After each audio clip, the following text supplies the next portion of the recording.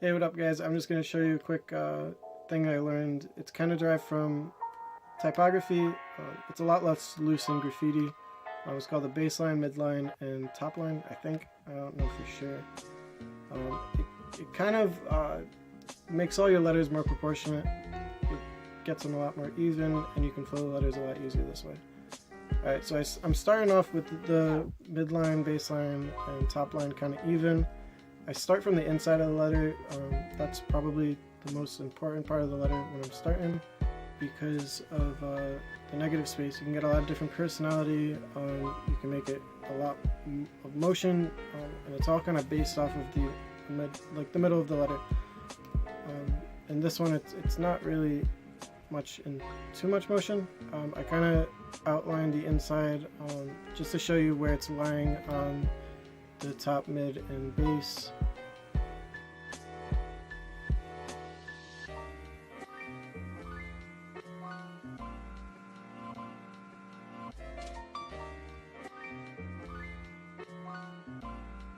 Alright, for the second piece, I'm kind of putting the midline slightly lower. The cool thing about the inside of the letter, I'm gonna get a little more into the middle, like the insides of letters and the negative space in the letter. But the cool thing about that is you can really mess with the outside lines. You're gonna keep the structure if you keep the inside of the letter a lot tighter, and you get a lot more motion when you're messing with the outside of it. I used to use the box theory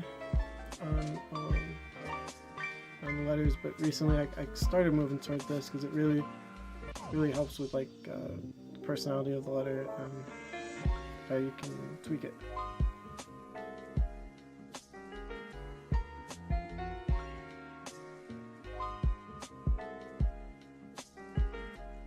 Alright, the third letter, I put the midline a little more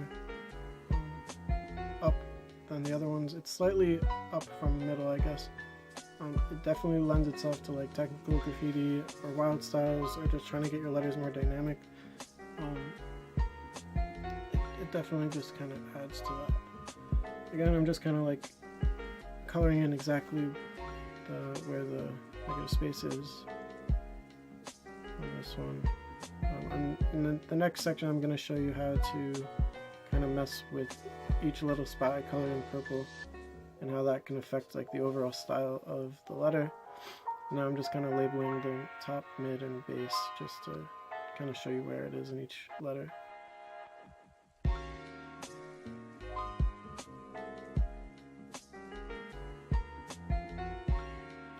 Alright, so using that knowledge, I'm just bringing out I guess it's called the top, the mean, and the base line.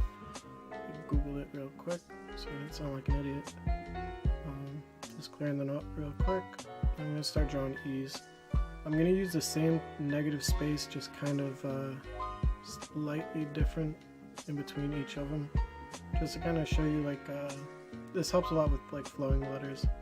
The top of the middle E right now, I put a lot more weight on there, just to kind of give it like a diagonal flow coming from the bottom left going up to the bottom right.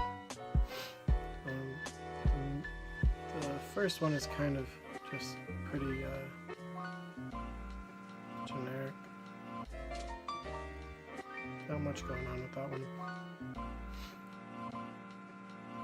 And then the third one, I got trying to stretch it out, but still keep that same negative space look from the letter. So it basically is the same letter, it's just putting weight on different parts of it. Just trying to show you that you can still do a lot to the same letter. So if your piece isn't flowing right, you could always change the direction of the letter, but still keep the same general negative space, so the letter will stay the same. Alright, the second one, I'm just kind of using different types of negative space to play around with different styles of the same letter.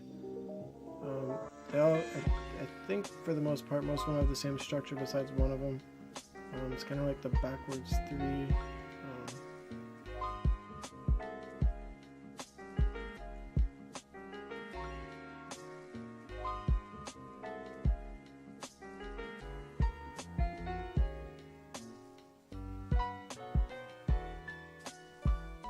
Alright, so for the second one, it's definitely more of like a flowing line,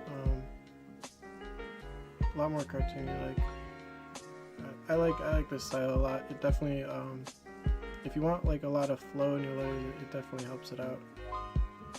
Just having like the loose lines, but still kind of keeping, like I said before, that inner part of it tighter. Second one I'm doing is just like a regular E, like the standard structure of an E. But the styles vary a lot, even though like I still have the same artist habits, so it still looks fairly like one person did it. But it's all different types of styles of E's, and it's really fun messing around with just kind of playing around with negative space, getting different letters. The third one, I kind of show you like how to use it in a more dynamic spot.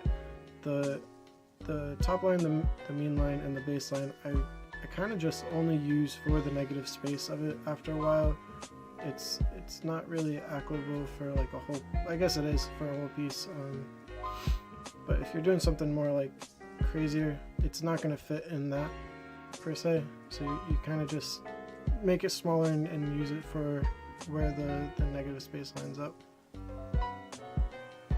Alright, so that's it for this video. If you have any questions, leave them in the comments. I'm going to do a couple more videos on color, outlining, extensions maybe, and yeah.